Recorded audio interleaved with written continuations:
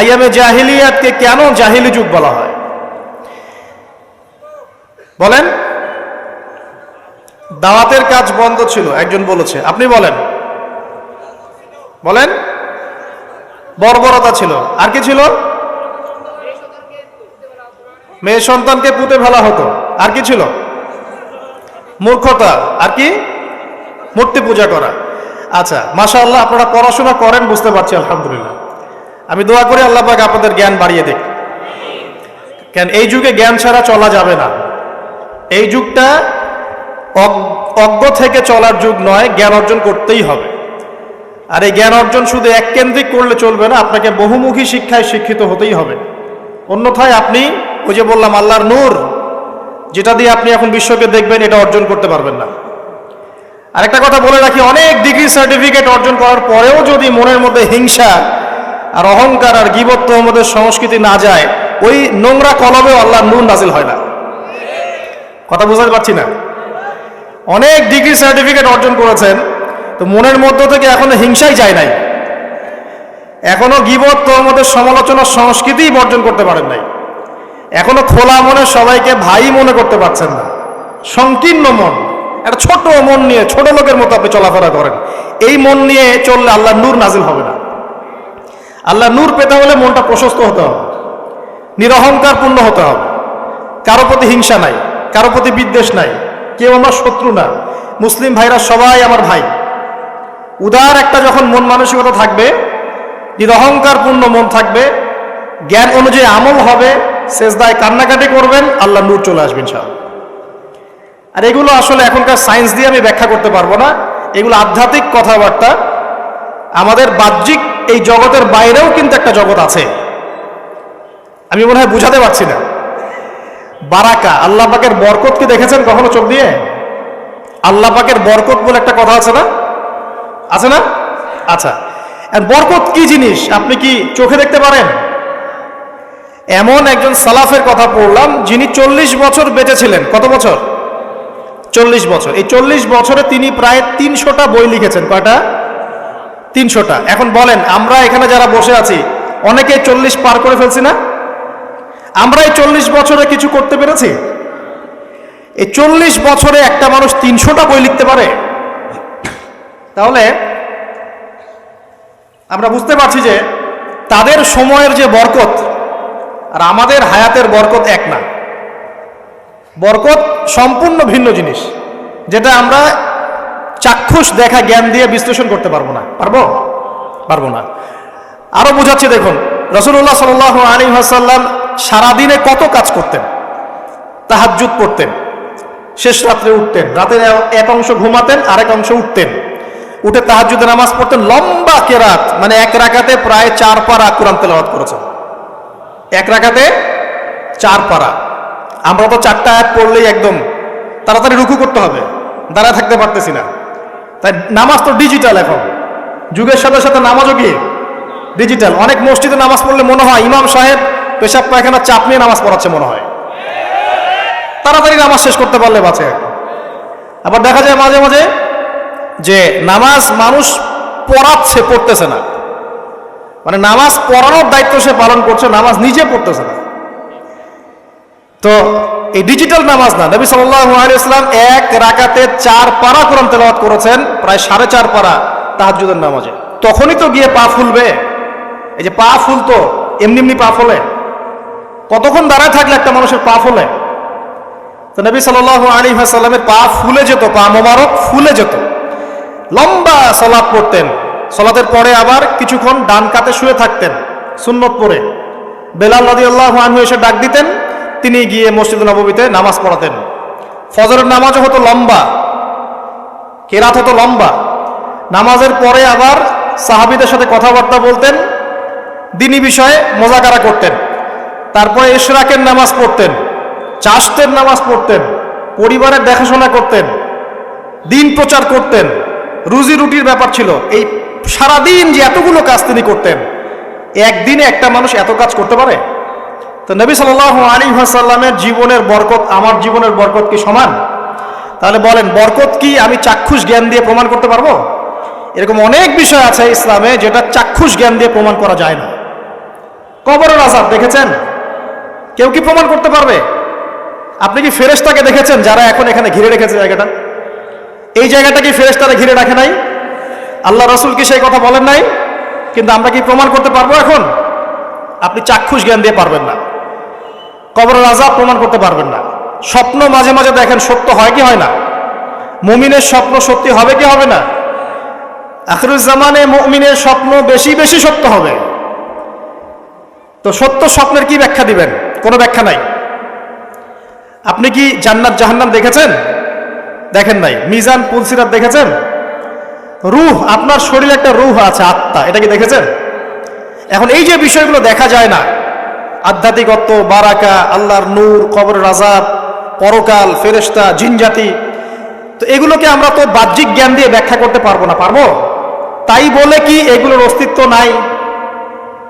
বলেন, এগুলোর অস্তিত্ব আছে কি নাই? যদি এগুলোর অস্তিত্ব কেউ বিজ্ঞান দিয়ে প্রমাণ করতে চায়, পারবে? যুক্তি দিয়ে প্রমাণ করতে চাইলে পারবে? কোনো দর্শন দিয়ে প্রমাণ করতে চাইলে পারবে? পারবে না। তাহলে এখানে একটা বিষয় হচ্ছে, আল্লাহর পক্ষ থেকে যা নাজিল হয়েছে চোখ বন্ধ করে বিশ্বাস করতে হবে। এখন এই চোখ বন্ধ করে বিশ্বাস করলে পরে মানুষ আপনাকে বলবে ধর্মান্ধ। কি বলবে? এবং ইসলামের এই মৌলিক বিষয়গুলোকে যদি আপনি চোখ বন্ধ করে মেনে চলেন, এখনকার বিশ্বের মানুষ আপনাকে বলবে আপনি মৌলবাদী। এখন আপনি বলেন, ইসলামের মৌলিক বিষয়গুলোকে মেনে না চললে কি কেউ মুসলিম হতে পারবে কিনা? পারবে? তাহলে পরিপূর্ণ মুসলিম হতে হলে আমাকে মৌলবাদী হতে হচ্ছে কিনা? আমি এটা দিয়ে কি বুঝাচ্ছি? বুঝাচ্ছি আল্লাহ পাকের নাজিল করা প্রতিটা বিষয়কে চোখ বন্ধ করে মানতে হবে। কিছু বিষয় আমার বুঝে আসবে, কিছু বিষয় আমার বুঝে নাও আসতে পারে। এখন যতগুলো বিষয় বললাম, একটাও কি ব্যাখ্যা করতে পারবেন? কিন্তু এগুলো আপনাকে মানতেই হচ্ছে, কারণ আপনি মুসলিম। আল্লাহ বলেছেন, রাসূল বলেছেন, আমি মেনেছি। এখন আমার জ্ঞান কি আল্লাহ এবং তার রাসূলের জ্ঞানের চেয়ে বেশি না কম? এই পুরো মহাবিশ্ব যিনি পরিচালনা করছেন, তার জ্ঞান বেশি না আমার জ্ঞান বেশি? এই পুরো মহাবিশ্বের শত কোটি গ্যালাক্সি আছে, এক একটা গ্যালাক্সিতে হাজার হাজার সৌরজগৎ আছে। এরকম শত সহস্র গ্যালাক্সি নিয়ে একটা আসমান গঠিত হয়। এরকম 7টা মহাদেশ আছে, সাতটা মহাবিশ্ব আছে।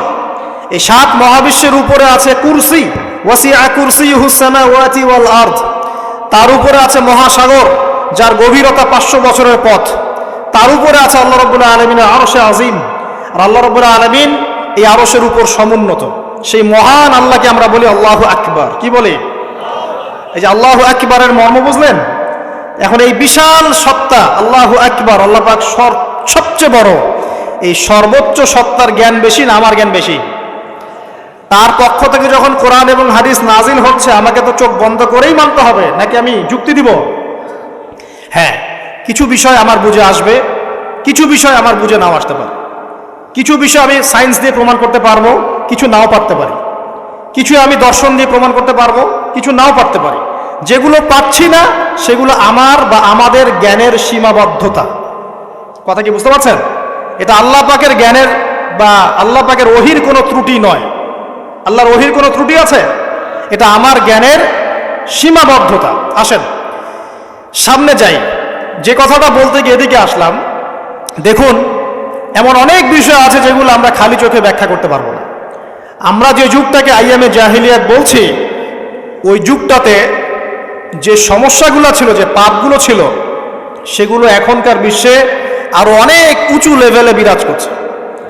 যেমন এই যে আপনারা বললেন, একটা পাপ ছিল শিরক। সরাসরি মূর্তি পূজা বলছি না, আমরা বলছি কি শিরকের পাপ ছিল। ওই আইয়ামে জাহিলিয়াতের মানুষগুলো শিরকের পাপে নিমজ্জিত ছিল।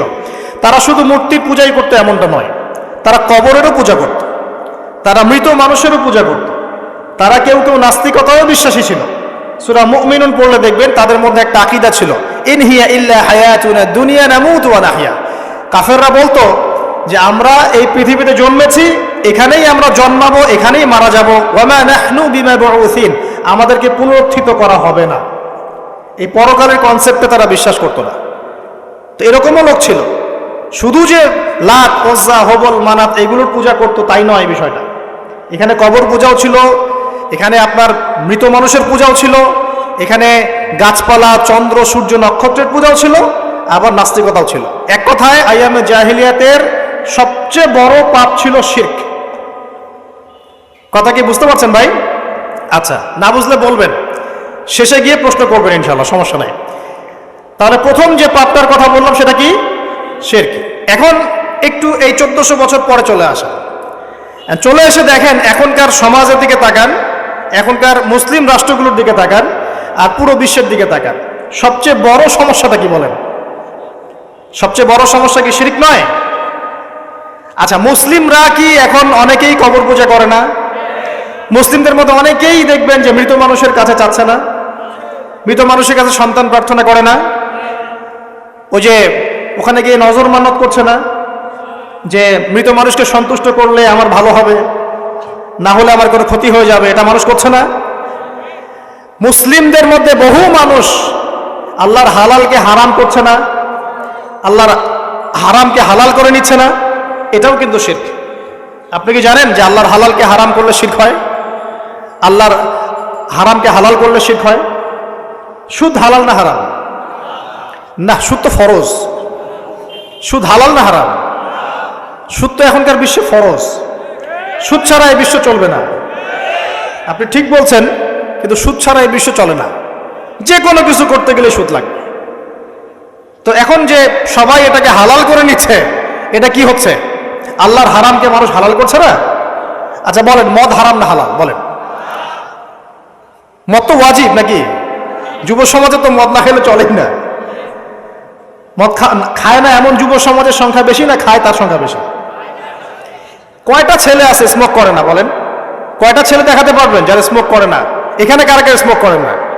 মাশাআল্লাহ, আলহামদুলিল্লাহ, মাশাআল্লাহ। হাত নামান, হাত নামান, হাত নামান।